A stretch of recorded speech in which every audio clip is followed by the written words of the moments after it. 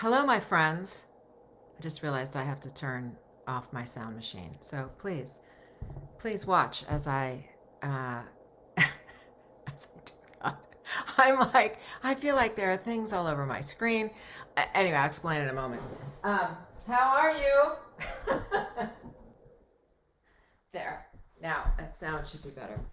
Um, Hi. You'll notice that my camera isn't so great today because my camera was kind of loose on the tripod.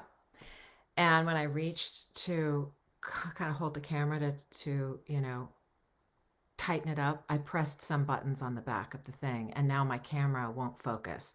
So I have to figure that out. I took the last 10 minutes trying to figure it out. And I couldn't get it worked out. So I'm just using my Facebook, my regular computer camera, which by comparison is just like a piece of crap. Anyway, I am speaking into my microphone. I always feel like I want you to know that generally far more professional than this.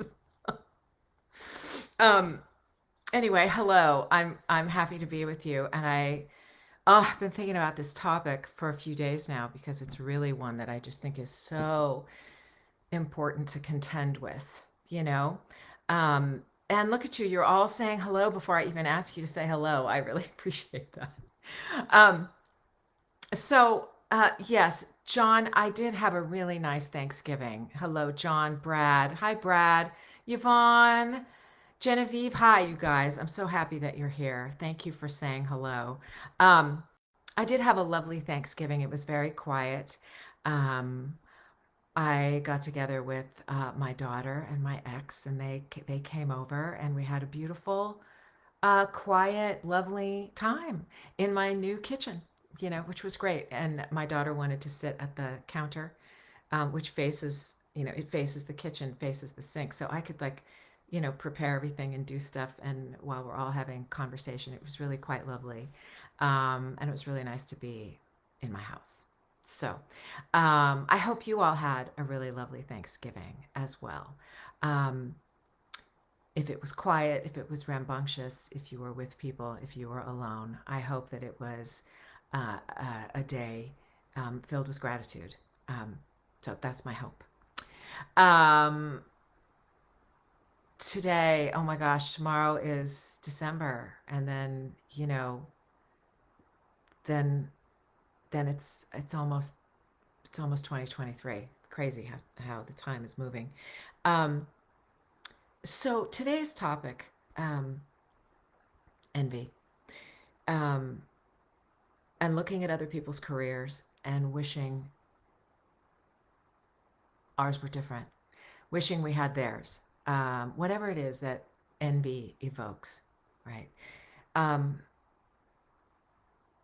it's if I could wave a magic wand for all of the for all of my colleagues and friends in this business, it would be to rid ourselves of envy. Um, because really it does nothing. It doesn't reflect anything actually about the person that we envy, nor does it benefit us. Benefits no one, except if we see it through a different lens. If we sort of take that initial feeling of, oh God, I wish I look at them, look what they're doing. Oh, they have so much work. I bet their life is so much better. I bet they're making so much more money. They're so much more successful than I am. Right? It's a door to comparison, and comparison is the thief of joy. Um, and yet, if we let that sense of envy trigger us, can I use that word? If we can allow it to spark something different in us, it really it really can change everything. Hi, Jennifer. How are you? Glad you're here. Um, and I was thinking of a particular quote that I could not find. I could not find. I could not find. I asked a couple of people that I know I've sent it to. They couldn't find it either. I couldn't remember who. who I was quoting, like where did this thing come from? But it's been, sneaking into my psyche for the last couple of days. And I finally found it just before I started messing with the flipping camera. I found the quote and I want to read it to you. And it's a writer. It's, um, it's Henry Miller talking to other writers. Okay. But it really applies to all artists. When the thing that we do for a living comes from us, right? It comes from us. It's generated um, by our own artistry, by our own capacity to create, right? So when you hear it written, to writers, expand that to include yourself and, replace the phrases that make the most sense given that we are voice actors and artists in that way, right? You may have heard this before. It's something that I suggest, you know, I'll post it. I'll post it. I may have posted it before, but I will post it again because it's something that you should have pinned in your studio, um, or in your life or on your phone or somewhere that you see it every day. Okay? So this is a quote by Henry Miller. Every day we slaughter our finest impulses. That is why we get a heartache when we read those lines written by the hand of a master and recognize them as our own. As the tender shoots which we stifled because we lack the faith to believe in our own powers, our own criteria of truth and beauty. Every man, when he gets quiet, when he becomes desperately honest with himself, is capable of uttering profound truths. We all derive from the same source. There is no mystery about the origin of things. We are all part of creation, all kings, all poets, all musicians. We only have to open up to discover what is already there. Henry Miller. So, um,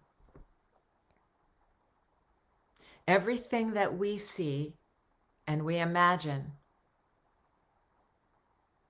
that those we envy possess, we possess. We possess. We have the same capacity to create, the same capacity to succeed. Success can be defined in many, many ways. So I'm not just talking about sort of one avenue of success, right? But ultimately, to be successful is to be um, pleased with your life, pleased with your work. You know, um, I know many, many successful, happy people who, by other standards, by standards of um, money as a measure of success, wouldn't be considered successful. But I also know people with a lot of money who are chronically unhappy, right? So how successful are they really? Because, none of us are taking our money with us when we go, right? So, um, so then knowing this, right? Knowing that we have in us our own particular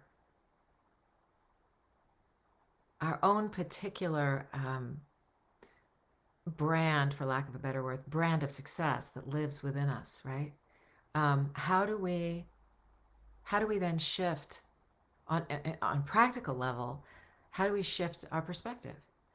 Um, well, the first thing you do, you fight untruths with the truth. That's how that works, right? So the truth is, nobody's career is perfect, and nobody's career stays at the same level all the time for years on end, decades on end. Even those people that we perceive as being monstrously successful. I've I've used Rob Paulson as an example before, and God bless him for sort of allowing me to do it. But I think that we can all agree that a guy like Rob Paulson he's legendary in the field of voiceover. He's created hundreds of animation characters, um, many of which will live on past his own lifetime, right? Talk about leaving a legacy, right? Um, and I think if I got this wrong, I'm confident that he will tell me. Um, it was right after he won an Emmy for, I think it was for Pinky and the Brain. It was right after he won an Emmy that everybody assumed, like, well, Rob Paulson is working all the time. We couldn't get Rob Paulson. We couldn't afford Rob Paulson. We couldn't, right? That was one of the slowest periods of his life, of his career. And it was sort of in that span of time where he had to really think hard about reinventing himself and how was he going to stay in the game. This is after winning an Emmy. So we don't judging people's success based on what we see online, and that is what we see now. That's how we measure it. That's the marker, what we see on social media. And I think that's a piece of why we ourselves um, are tempted to post our stuff, because we believe it to be it's like we think that it helps our image, right, of being successful. And if people think I'm successful, well, then I'll work more, you know um, and this is just not how work works, right? So the first thing we have to do is, like, snap back into reality, right? And understand that our success is as unique and individual as we are. Everyone's success is different, right? I'm confident people look at me and go, oh, she's had these successes and those successes. There are years where I go, gee, I wonder if I'm going to make my insurance. That's just the truth. And so the way that we combat this kind of envy is with the truth. And every single voice actor I know, including the absolute most successful, legendary, they've all been on the roller coaster. So envy really is a reminder to us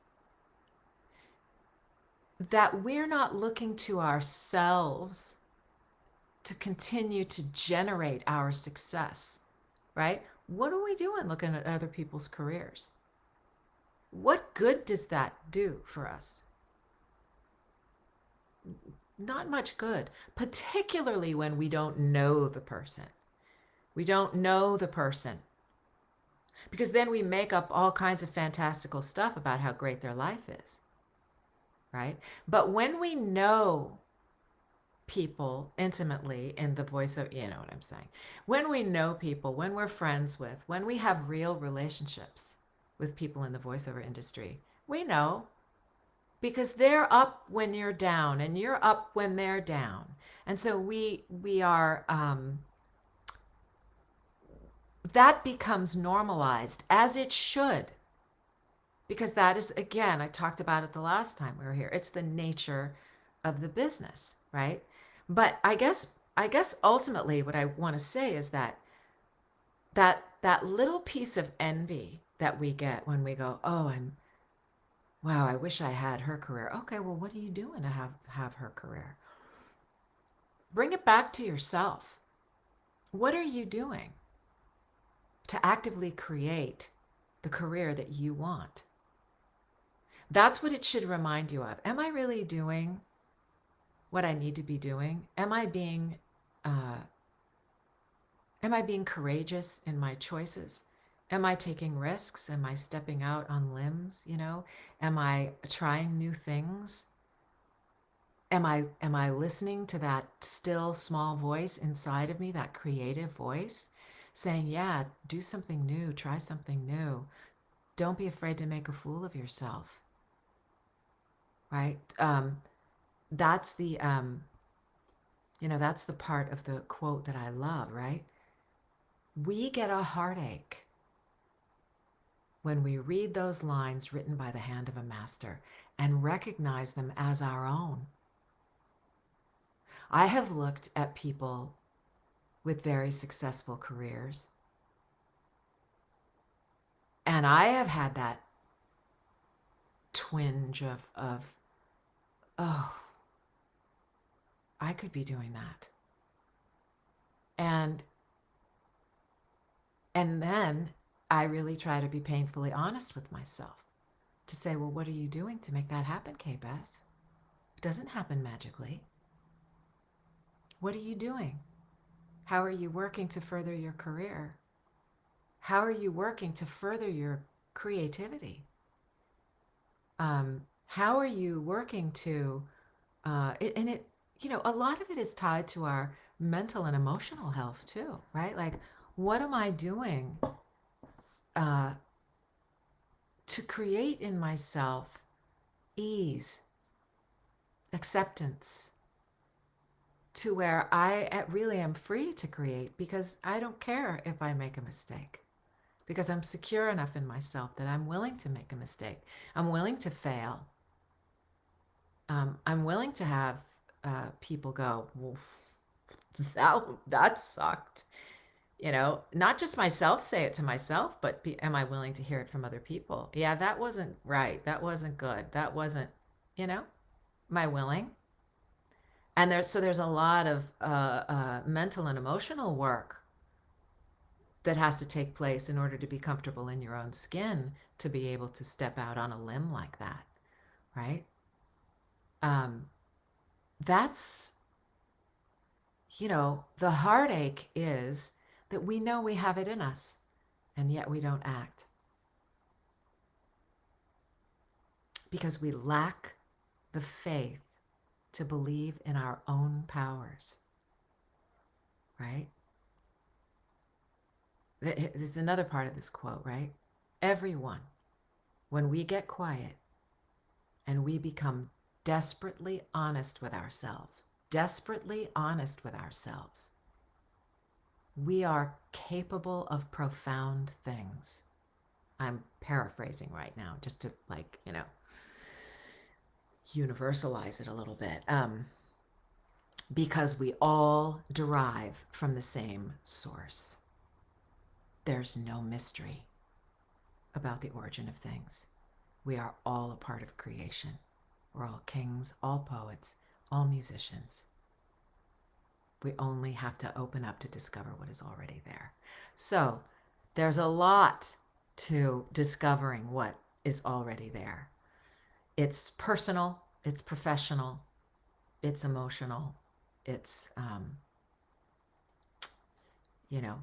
it's ultimately about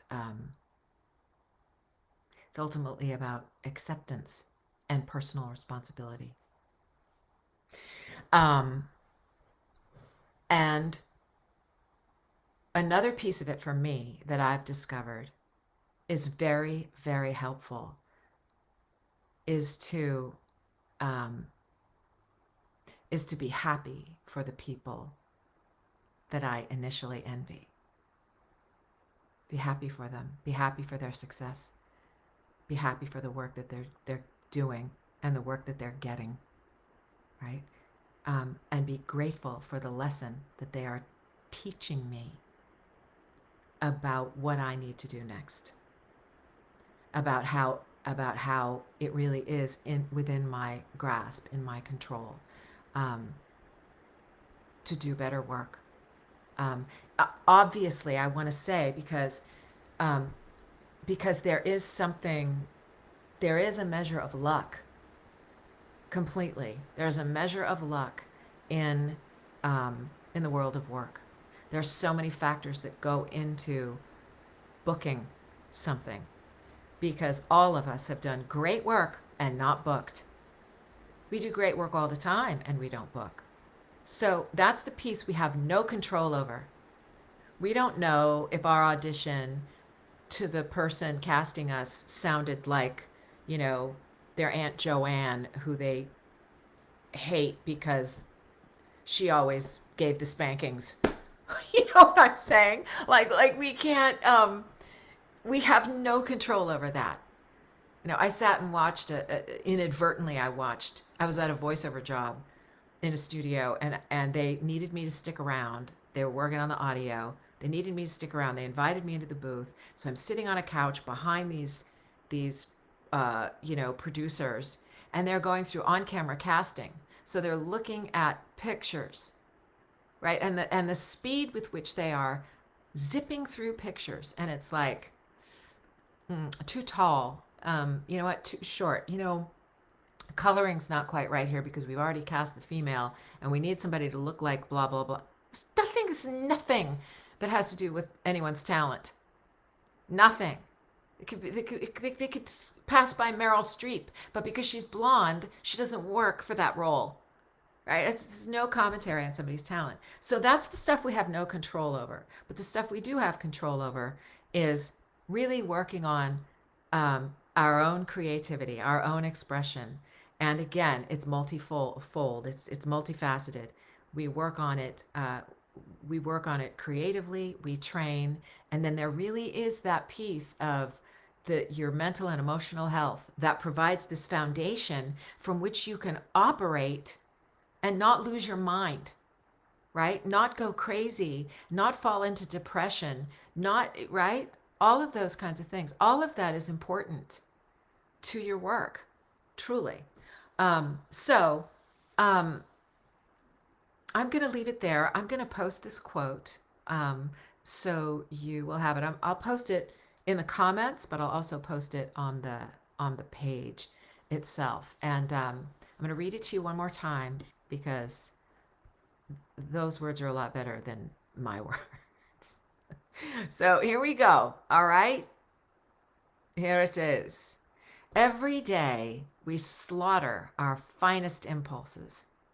That is why we get a heartache when we read those lines written by the hand of a master and recognize them as our own, as the tender shoots which we stifled because we lack the faith to believe in our own powers, our own criterion of truth and beauty. Every man, when he gets quiet, when he becomes desperately honest with himself, is capable of uttering profound truths. We all derive from the same source. There is no mystery about the origin of things. We are all part of creation, all kings, all poets, all musicians. We have only to open up to discover what is already there. All right, I'm going to leave you with that. If you're catching this on the replay, please leave a comment, a question, anything. If you're in this group and you have the knowledge, always feel free to answer questions that people may pose. There's a lot of wonderful collective knowledge here. And find me wherever you may find me. And I will definitely see you next week. And I hope you have a great Wednesday, great rest of your week, and a great weekend coming up. There you go. Talk to you soon. Have a good one. Ciao.